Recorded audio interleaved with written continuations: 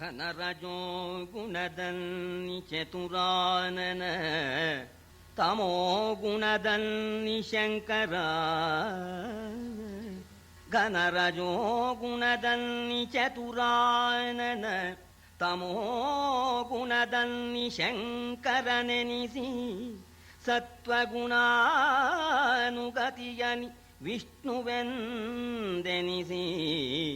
ಘನ ಜಗನ್ಮಯನಾಗಿ ಸರ್ವಾತ್ಮನು ಮಹೇಶ್ವರನೆನಿಬನು ಈತನ ನೆನಗನು ಈತನ ನಿಜವನು ಅರಿವ ಮಹಾತ್ಮರಾರೋ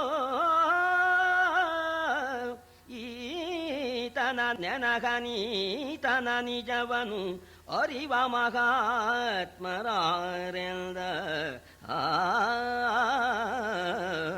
ಸಮಸ್ತವೂ ಆಗಿದ್ದಾನೆ ಅಂತ. ರಜೋಜುಷೇ ಜನ್ಮನಿ ಸತ್ವವೃತ್ತಯೇ ಸ್ಥಿತೌ ಪ್ರಜಾನಾಂ ಪ್ರಳಯೇತಮಸ್ಪೃಶೇ ಅಜಾಯ ಸರ್ಗಸ್ಥಿತಿನಾಶಹೇತವೇ ತ್ರಯೀಮಯಾಯ ತ್ರಿಗುಣಾತ್ಮನೇ ನಮಃ. ಮೂರು ಸೃಷ್ಟಿಕರ್ತ ರಜೋಗುಣವನ್ನು ಅವಲಂಬಿಸಿ ಬ್ರಹ್ಮನಾಗಿ ಸೃಷ್ಟಿಯನ್ನು ಮಾಡತಕ್ಕಂಥವನು. ಸರಿ, ಸತ್ವಗುಣವನ್ನು ಅವಲಂಬಿಸಿ ನಾರಾಯಣ ಅಂತ ಹೇಳಿ ಪಾಲನ ಕರ್ಮವನ್ನು ಮಾಡತಕ್ಕಂಥವನು. ತಮೋಗುಣವನ್ನು ಆಶ್ರಯಿಸಿ ರುದ್ರನಾಗಿ ಸಂಹಾರ ಮಾಡತಕ್ಕಂಥವನು. ಜಗನ್ಮಯ, ಜಗದ್ವ್ಯಾಪಕ ಈ ಮಹಾನುಭಾವ. ಇವನ ಮಹಿಮೆಯನ್ನ ಯಾರಿಗೆ ತಾನೇ ಹೇಳೋದಕ್ಕೆ ಸಾಧ್ಯ? ಈ ಪರಮಾತ್ಮನ ನಿಜ ಸ್ವರೂಪವನ್ನ ಹೇಳ್ತಕ್ಕಂಥ ಯೋಗ್ಯತೆ ಯಾರಿಗೆ ಇದೆ? ಜಲನಿಧಿಯ ಬುದ್ಬುದ ತರಂಗಾವಳಿಗಳು ಆ ಜಲಧಿಯಲಿ ತೋರುವು ಅಲಿಬವು ಈ ವೈಕುಂಠ ವಿಮಲ ಜ್ಞಾನ ಜಲಧಿಯಲಿ ಹೊಳೆಬುದಲಿಬುದು ವಿಶ್ವವು ಹೊಳೆಬುದಲಿಬುದು ವಿಶ್ವವು ಈತನ ಸುಳಿವು ತೋರುವುದಿಲ್ಲ. ಮಾಯಾಲನೆ ಇಕ್ಕಿದ ಮದ್ದು ಜೀವರಿಗೆ ಮಾಯಾಲನೆ ಇಕ್ಕಿದ ಮದ್ದು ಜೀವರಿಗೆ ಎಂದನ ಭೀಷ್ಮ. ಸತ್ಯಪಿ ಭೇದಾಪಗಮೆ ನಾಥ ತವಾಹಂ ನಮಾಮಕೀನಸ್ತ್ವಂ ಸಾಮುದ್ರೋ ಹಿ ತರಂಗ ಕ್ವಚನ ಸಮುದ್ರೋ ನತಾರಂಗ ಅಂತ ಆಚಾರ್ಯರ ಷಟ್ಪದಿ ಸ್ತೋತ್ರ. ಅವಿನಯ ಮಪನಯ ವಿಷ್ಣು ದಮಯ ಮನಃ ಶಮಯ ವಿಷಯ ಮೃಗತೃಷ್ಣಾಂ ಭೂತದಯಾಂ ವಿಸ್ತಾರಯ ತಾರಯ ಸಂಸಾರ ಸಾಗರತಃ. ಇದು ಪ್ರಾರಂಭ ಈ ಷಟ್ಪದಿ ವಿಷ್ಣು ಸ್ತೋತ್ರ. ಭಗವಂತ ಪರಮಾತ್ಮ ಸಂಸಾರ ಸಮುದ್ರದಿಂದ ನಮ್ಮನ್ನ ಪಾರು ಮಾಡು ಅಂತ ಹೇಳಿ ಅವಿನಯ ಮಪನಯ ವಿಷ್ಣು, ನಮ್ಮ ದುಂಡಾವರ್ತಿ ದುರಾಗ್ರಹ ಅದನ್ನ ನಾಶ ಮಾಡು. ಶಮಯ ಮನಃ, ಮನಸ್ಸಿಗೆ ಶಾಂತಿಯನ್ನು ಉಂಟು ಮಾಡು. ದಮಯ ವಿಷಯ ಮೃಗತೃಷ್ಣಾಂ, ವಿಷಯೋಪಭೋಗಗಳಲ್ಲಿ ಆಸಕ್ತಿ ಉಂಟಾಗದ ಹಾಗೆ ನಮ್ಮ ಇಂದ್ರಿಯಗಳನ್ನ ದಮನ ಮಾಡು. ಭೂತದಯಾಂ ವಿಸ್ತಾರಯ, ಪ್ರಾಣಿಗಳಲ್ಲಿ ಕನಿಕರ ಉಂಟಾಗುವ ಹಾಗೆ ಮಾಡು. ಭೂತದಯಾಂ ವಿಸ್ತಾರಯ ತಾರಯ ಸಂಸಾರ ಸಾಗರತಃ ಅಂತನ್ನು ಆ ಷಟ್ಪದಿ ಸ್ತೋತ್ರದಲ್ಲಿ ಒಂದು ಮಾತು ಹೇಳಿದ್ದಾರೆ.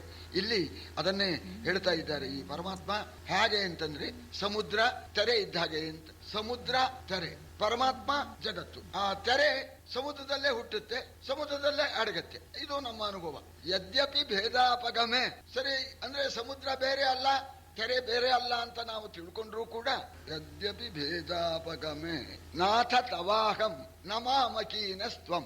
ಈಗ ಜೀವಾತ್ಮ ಬೇರೆ ಅಲ್ಲ, ಪರಮಾತ್ಮ ಬೇರೆ ಅಲ್ಲ ಅಂತ ಹೇಳಿ ಹೇಳ್ತಾರೆ. ಅಧ್ಯಾತ್ಮ ತತ್ವದಲ್ಲಿ ಪರಮಾತ್ಮ ಬೇರೆ ಅಲ್ಲ, ಅಹಂ ಬ್ರಹ್ಮಾಸ್ಮಿ ಅಂತ ಹೇಳ್ತಾರೋ ಇಲ್ವಾ? ನಾವೆಲ್ಲ ಒಂದೇ ಅಂತ, ಪರಮಾತ್ಮನೂ ನಾನು ಒಂದೇ ಅಂತ. ಆದ್ರೆ ವ್ಯತ್ಯಾಸ ಇಲ್ಲೂ ಒಂದು ವ್ಯತ್ಯಾಸ ಇದೆ. ಪರಮಾತ್ಮ ನಾನು ನೀನು ಒಂದೇ ಆದ್ರೂ ಕೂಡ ಆ ಭೇದ ಹೋದ್ರೂ ಕೂಡ ನಾನು ನಿನ್ನೋನೇ ವಿನಃ ನೀನ್ ನನ್ನೋನಾಗೋಲ್ಲ ಅಂತ. ಇದು ಸ್ವಾರಸ್ಯ. ಸಮುದ್ರ ತೆರೆ ಎರಡೂ ಒಂದೇನೆ, ಎರಡೂ ಭೇದವಿಲ್ಲ. ಸಮುದ್ರವೂ ಒಂದೇ, ತೆರೆಯೂ ಒಂದೇ. ಆದ್ರೆ ತೆರೆ ಸಮುದ್ರಕ್ಕೆ ಸಂಬಂಧಪಟ್ಟಿದ್ದೇ ವಿನಃ ಸಮುದ್ರ ತೆರೆಗೆ ಸಂಬಂಧಪಡೋದಿಲ್ಲ. ಇಷ್ಟೇ ವ್ಯತ್ಯಾಸ. ಹಾಗೆ ನಮಾಮಕೀನಸ್ತ್ವಂ, ನಾನು ನಿನ್ನವನು ನೀನ್ ನಮ್ಮವನಲ್ಲ ಅಂತ. ವಸ್ತುತಃ ಯಾವ ರೀತಿ ಸಮುದ್ರ ತೆರೆಯೋ ಹಾಗೇನೆ ಆ ಪರಮಾತ್ಮನು ನಮ್ಮ ಆತ್ಮನು ಕೂಡ ಒಂದೇ ಆಗಿದೆ. ಆದರೆ ನಮಗೆ ಇದು ಗೊತ್ತಾಗೋದಿಲ್ಲ. ಯಾಕೆ ಗೊತ್ತಾಗೋದಿಲ್ಲ ಅಂದ್ರೆ ಈ ವಿಶ್ವಗಳೆಲ್ಲವೂ, ಈ ಬ್ರಹ್ಮಾಂಡವೆಲ್ಲವೂ ಕೂಡ ಆ ಪರಮಾತ್ಮನಲ್ಲೇ ಉತ್ಪನ್ನವಾಗತ್ತೆ, ಪರಮಾತ್ಮನಲ್ಲೇ ಕಾಣುತ್ತೆ, ಪರಮಾತ್ಮನಲ್ಲೇ ಲಯವಾಗತ್ತೆ. ಪರಮಾತ್ಮ ಬೇರೆ ಅಲ್ಲ, ವಿಶ್ವ ಬೇರೆ ಅಲ್ಲ. ಆದರೆ ನಮ್ಗದು ಗೊತ್ತಾಗೋಲ್ಲ. ಗೊತ್ತಾಗದೇ ಇರೋದಕ್ಕೆ ಕಾರಣ ಆ ಮಾಯಾ ಲಲನೆ, ಆ ಮಾಯಾ ಎಂಬತಕ್ಕಂಥವಳು, ಆ ಲಲನೆ ಅಂತ ಹೇಳ್ತಾಳೆ ಮಾಯಾ ಸ್ತ್ರೀ, ಅವಳು ನಮಗೆ ಈ ರೀತಿ ಮಂಕು ಬುದ್ಧಿ ಹಾಕಿಬಿಡ್ತಾಳೆ. ಆದ್ರಿಂದ ನಮಗೆ ಗೊತ್ತಾಗೋದಿಲ್ಲ ಅಂತ. ಆ ಮಾಯೆ ಕಳ್ಕೋಬೇಕು. ಮಾಯೆ ಕಳ್ಕೊಂಡ್ರೆ ಆವಾಗ ಪರಮಾತ್ಮ ಆಂ ಬ್ರಹ್ಮಾಸ್ಮಿ ಅಂತನೂ ಜ್ಞಾನ ಉಂಟಾಗತ್ತೆ. ಇರದೆ ತಿಲದಲ್ಲಿ ತೈಲ, ಇರದೆ ತಿಲದಲ್ಲಿ ತೈಲ, ಕಾಷ್ಠದೊಳೆರವತ ಕರೆ ಹುತವಗನನ್ ಏನರಿಯಬಾರದೆ ವಿಷ್ಣು ಚೈತನ್ಯಾತ್ಮನೆಂಬುದನು.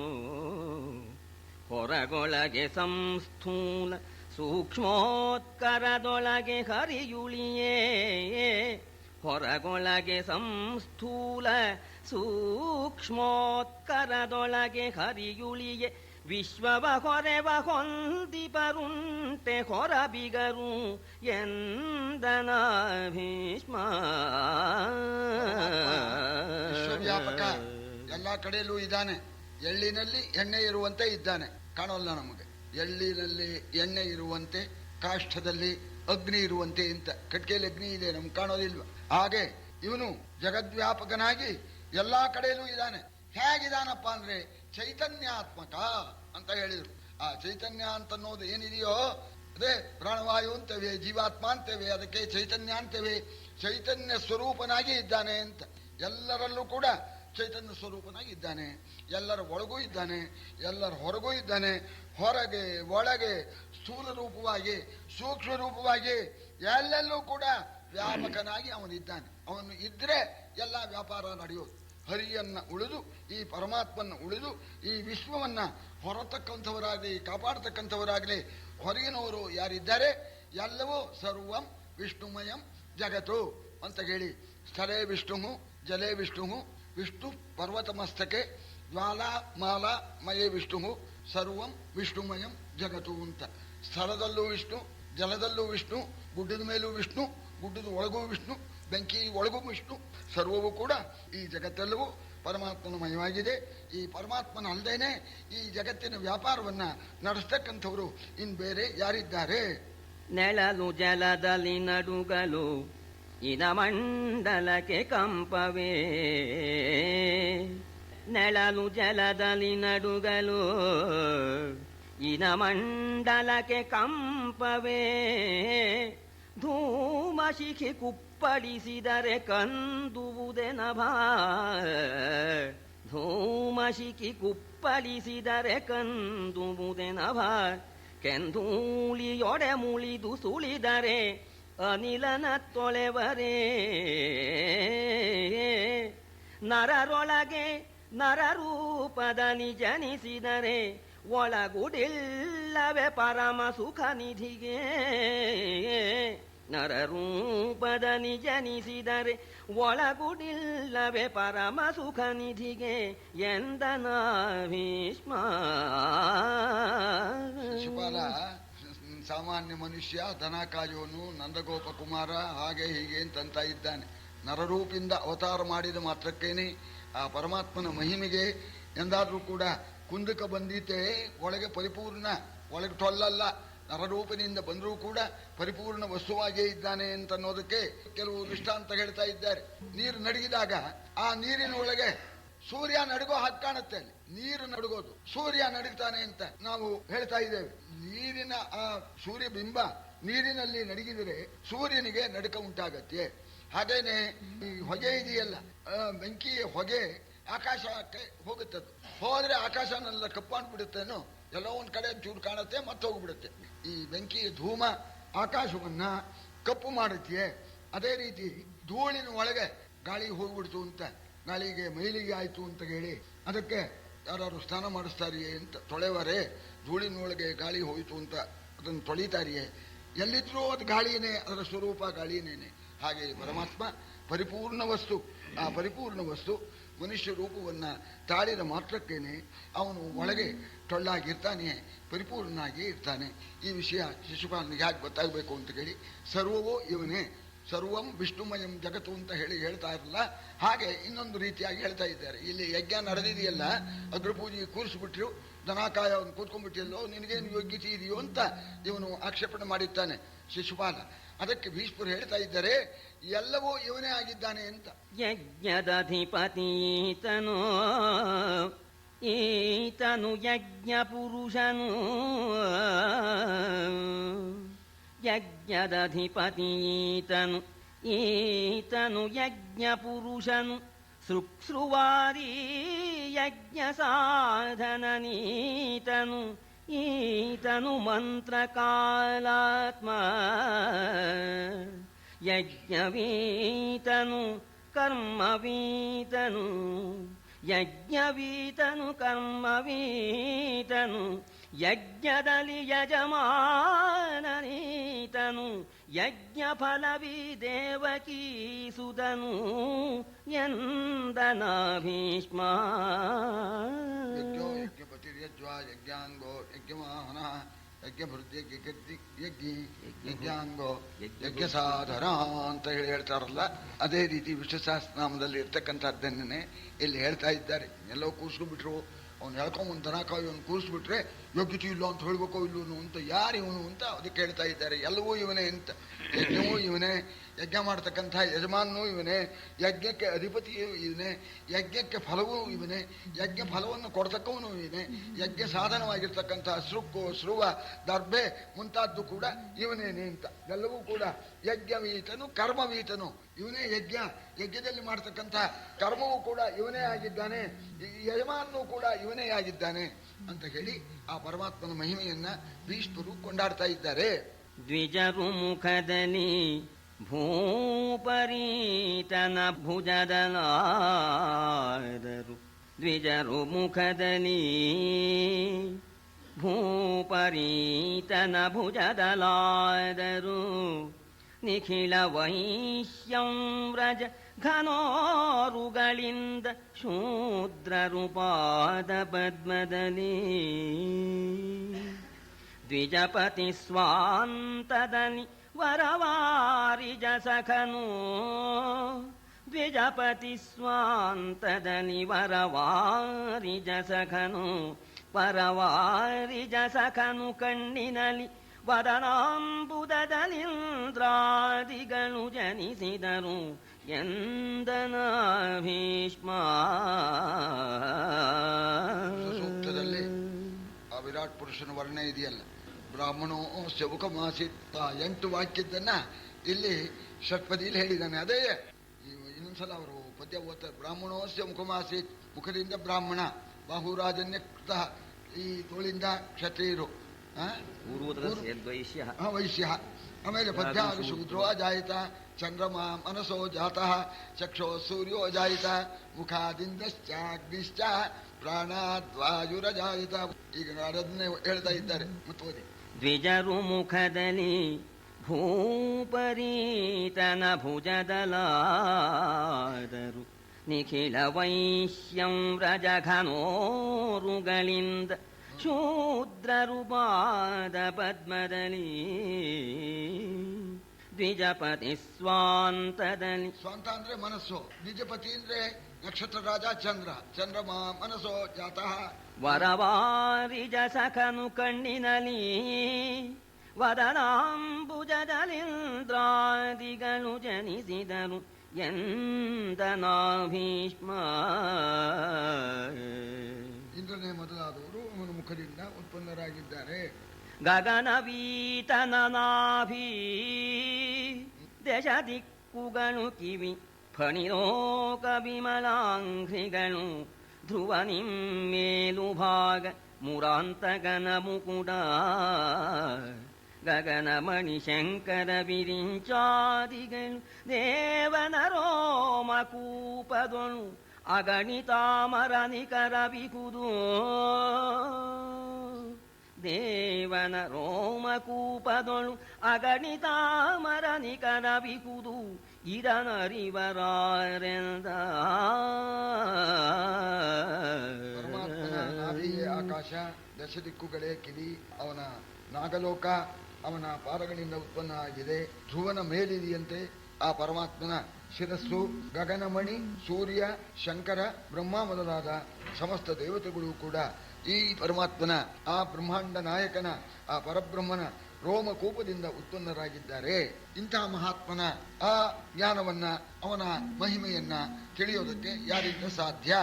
ಪ್ರಳಯದ ನಿಧರೆ ಕರಗುವುದು, ಜಲದೊಳಗೆ ತಜ್ಜಲವಡಗುವುದು, ಶಿಖಿಯೊಳಗೆ ತತ್ಪಾವಕನು ಪವನನೊಳಾದ ನಭ್ರದಲ್ಲಿ, ಬಳಿಕ ಹಂಸತ್ವದಲ್ಲಿ ಗಗನವೇ ನಿಲುಗು, ಹಮ್ಮು ಮಹತ್ವದಲ್ಲಿ ಮಗದಳಿವು ಮಾಯೆಯೊಳು ಆಕೆಯಡಗುವಳಿತನಂಹಿಯಲಿ. ಈ ಪಂಚಭೂತಗಳು, ಆಮೇಲೆ ಮಹತ್ತತ್ವ, ಅಹಂಕಾರ, ಮಾಯೆ, ಆಮೇಲೆ ಪರಬ್ರಹ್ಮ ಅಂತ ಈಗೆಲ್ಲ ಜಗತ್ತೆಲ್ಲ ಕಾಣ್ತಾ ಇದೆಯಲ್ಲ. ಪ್ರಳಯ ಕಾಲದಲ್ಲಿ ಒಂದೊಂದಕ್ಕೆ ಯಾವುದು ಯಾತರಿಂದ ಬಂದಿರುತ್ತೋ ಅದದು ಅದರಲ್ಲೇನೆ ಸೇರೋಗುತ್ತೆ ಅಂತ. ಈ ಪ್ರಳಯ ಕಾಲದಲ್ಲಿ ಧರೆ ಕರಗುವುದು ಜಲದೊಳಗೆ. ಆಕಾಶಾತ್ ವಾಯು, ವಾಯೋರಗ್ನಿ, ಅಗ್ನೇರಾಪಃ, ಅದ್ಯ ಪೃಥಿವೀ, ಪೃಥಿವಿಯ ಔಷಧಯ, ಔಷಧೀಭ್ಯೋನ್ನಂ ಅಂತ ಹೇಳ್ತಾರಲ್ಲ. ಈ ಭೂಮಿ ನೀರಿಂದ ತಾನೇ ಉತ್ಪನ್ನವಾಗಿದೆ ಅಂತ. ಈ ಪ್ರಳಯ ಕಾಲದಲ್ಲಿ ಎಲ್ಲ ಹಿಂದಕ್ಕೆ ವಾಪಸ್ ಹೋಗ್ಬೇಕು. ಈ ಭೂಮಿ ಎಲ್ಲಿ ಹೋಗುತ್ತೆ? ನೀರಿಂದ ಬಂದಿದ್ದು ಅದ್ಯ ಪೃಥಿವಿ, ಆ ನೀರಿನಲ್ಲಿ ಕರಗಿ ಬಿಡುತ್ತೆ. ಆ ನೀರು ಬೆಂಕಿಲಿ ಹೋಗಿ ಸೇರ್ಕೊಳ್ಳುತ್ತೆ. ತತ್ಪಾವಕನು ಪವನದೊಳು, ಅಗ್ನಿ ವಾಯೋರಗ್ನಿ, ಅಗ್ನಿ ವಾಯುವಿನಲ್ಲಿ ಸೇರ್ಕೊಳ್ಳುತ್ತೆ. ಆ ವಾಯು ಆಕಾಶದಲ್ಲಿ ಸೇರ್ಕೊಳ್ಳುತ್ತೆ. ಆ ಆಕಾಶ ಅಹಂತತ್ವ ಅಂತ, ಅಹಂಕಾರ ಅಂತ, ಅಹಂಕಾರದಲ್ಲಿ ಸೇರ್ಕೊಳ್ಳುತ್ತೆ. ಆ ಅಹಂಕಾರ ಮಹತ್ತತ್ವದಲ್ಲಿ ಸೇರ್ಕೊಳ್ಳುತ್ತೆ. ಆ ಮಹತ್ತತ್ವ ಮಾಯ ಒಳಗೆ ಸೇರ್ಕೊಳ್ಳುತ್ತೆ. ಆ ಮಾಯ ಪರಮಾತ್ಮನಲ್ಲಿ ಲೀನಲಾಗ್ಬಿಡ್ತಾಳೆ. ಮಹಾಪ್ರಳಯ ಹಾಗೇನು ಇರೋದಿಲ್ಲ. ಮತ್ತೆ ಸೃಷ್ಟಿ ಕಾಲದಲ್ಲಿ ಪ್ರಾರಂಭ, ಪರಮಾತ್ಮ, ಮಾಯೆ, ಮಹತ್ವ, ಮಹತ್ತತ್ವ, ಅಹಂಕಾರ, ಆಕಾಶ, ಹೀಗೆ ಸೃಷ್ಟಿಯಾಗುತ್ತೆ. ಇಂಥ ಮಹಾಮಹಿಮನ ಅಪಾರ ಮಹಿಮೆಯನ್ನ ಈ ಶಿಶುಪಾಲ ಯಾಗದಾನೆ ಹೇಳ್ಕೊಂಡಾನು. ವಿಶ್ವಶಿಲ್ಪದ ಕುಶಲಹಸ್ತನು ವಿಶ್ವರಕ್ಷೆಯ ಮಂತ್ರವಾದಿಯು, ವಿಶ್ವಶಿಲ್ಪದ ಕುಶಲಹಸ್ತನು ವಿಶ್ವರಕ್ಷೆಯ ಮಂತ್ರವಾದಿಯು, ವಿಶ್ವಸಮಿಧೆಗಳಗ್ನಿ ಕಾರ್ಯದ ಬೊಮ್ಮಚಾರಿವಡು, ವಿಶ್ವನಾಟಕ ಸೂತ್ರಧಾರನು ವಿಶ್ವ ವಿಸ್ಮಯದ ಇಂದ್ರಜಾಲಕ, ವಿಶ್ವನಾಟಕ ಸೂತ್ರಧಾರನು ವಿಶ್ವ ವಿಸ್ಮಯದ ಇಂದ್ರಜಾಲಕ, ವಿಶ್ವದಂತಸ್ಯೂತ ಚೇತನನು ಈತನೋಡೆಲ್ಲ. ವಿಶ್ವಶಿಲ್ಪಿಯಿಂದ ವಿಶ್ವನಾಟಕ ಸೂತ್ರಧಾರ ಅಂದ, ವಿಶ್ವ ಅಂತ ಹೇಳಿದ, ವಿಶ್ವ ಮಂತ್ರವಾದಿಯಿಂದ ಎಲ್ಲವೂ ಇವನೇ ಆಗಿದ್ದಾನೆ ಅಂತ. ಕುಶಲ ಹಸ್ತನು ಯೋಚನೆ ಮಾಡ್ಬೇಕು ನಾವು. ಆ ವಿಶ್ವ ಶಿಲ್ಪ, ಆ ಶಿಲ್ಪಿ ಒಳ್ಳೆ ಇಂಜಿನಿಯರ್ ಇದ್ದಾಗ ಒಂದು ಸೃಷ್ಟಿ ಮಾಡಿದಾನಲ್ಲ, ಸ್ವಲ್ಪ ನೋಡ್ಕೋಬೇಕು ಒಂದೊಂದು ಅವಯವಗಳನ್ನು ಯಾವ ರೀತಿ ಸೃಷ್ಟಿ ಮಾಡಿದ್ದಾನೆ, ಕಣ್ಣಿ ಎಲ್ಲಿಟ್ಟಿದ್ದಾನೆ, ಕೈ ಎಲ್ಲಿಟ್ಟಿದ್ದಾನೆ, ಕಾಲು ಎಲ್ಲಿಟ್ಟಿದ್ದಾನೆ. ಇಂಥ ಒಂದು ಸೃಷ್ಟಿ ಮಾಡ್ಬೇಕಾದ್ರೆ ಎಷ್ಟು ಚಾತುರ್ಯ ಇರಬೇಕು ಅಂತ ಈ ಸೃಷ್ಟಿಯಲ್ಲೇನೆ ಜಾಣತನ ಗೊತ್ತಾಗುತ್ತೆ ಅಂತ ಹೇಳಿ ವಿಶ್ವ ಶಿಲ್ಪದ ಕುಶಲ ಹಸ್ತನು ಅಂತ ಪಳಗಿರ್ತಕ್ಕಂಥ ಕೈ ಅಂತ ಹೇಳಿ ವರ್ಣನೆ ಮಾಡ್ತಾ ಹೊಗಳ್ತಾ ಐಂದ್ರಜಾಲಿಕ ಅಂತ. ಮಾಯಾವಿ ಐಂದ್ರಜಾಲಿಕ ವಿಶ್ವ ನಾಟಕ ಸೂತ್ರಧಾರನು. ಈ ವಿಶ್ವವನ್ನೆಲ್ಲ ನಾಟಕವನ್ನಾಗಿ ಆಡಿಸ್ತಾ ಇದ್ದಾನಂತೆ, ತನ್ನ ಮಾಯೆಯಿಂದ ಆಡಿಸ್ತಾ ಇದ್ದಾನೆ. ಇಂಥ ಮಹಾನುಭಾವ ಅಂತ ಹೇಳಿ ಭೀಷ್ಮರು ಹೇಳಿಬಿಟ್ಟು ಈ ಪರಮಾತ್ಮನ ಮಹಿಮೆಯನ್ನ ನಮ್ಮಂಥವರಿಗೆ ತಿಳಿಯೋದಕ್ಕೆ ಸಾಧ್ಯವಿಲ್ಲ, ಶಿಶುಪಾಲನಿಗೆ ತಿಳಿಯೋದಕ್ಕೆ ಸಾಧ್ಯವೇ? ಈ ಪರಮಾತ್ಮನ ಮಹಿಮೆಯನ್ನ ಯಾರಪ್ಪ ತಿಳಿದಿದ್ದಾರೆ ಅಂತ. ಮನುವರಿವ ಅಜಬಲ್ಲನು,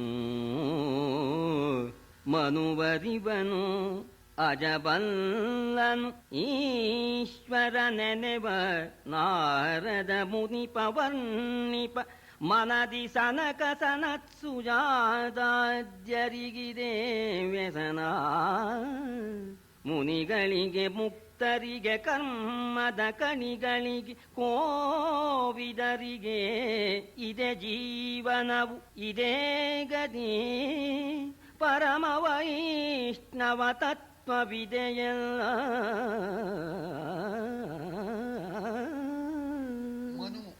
ಗೊತ್ತು ಈ ಪರಮಾತ್ಮನ ಆ ಮಹಿಮ. ಮನು ತಿಳ್ಕೊಂಡಿದ್ದಾನೆ, ಬ್ರಹ್ಮ ತಿಳ್ಕೊಂಡಿದ್ದಾನೆ, ಈಶ್ವರ ತಿಳ್ಕೊಂಡಿದ್ದಾನೆ, ಸನಕಾದಿ ಯೋಗಿಗಳು ತಿಳ್ಕೊಂಡಿದ್ದಾರೆ. ಇನ್ನು ತಪಸ್ವಿಗಳಾಗಿರ್ತಕ್ಕಂಥ ಮಹಾ ಮುನಿಗಳು ಯಾವಾಗಲೂ ಕೂಡ ತಪಸ್ಸು ಮಾಡಿ ತಮಗೆ ಪರಮವಾಗಿರ್ತಕ್ಕಂಥ ಗತಿದಾಯಕ ಅಂತ ಹೇಳಿ ಈ ಕೃಷ್ಣನನ್ನ ಆ ಪರಮ ತಪಸ್ಸುಗಳು ಕೂಡ ಭಾವಿಸ್ತಾ ಇದ್ದಾರೆ.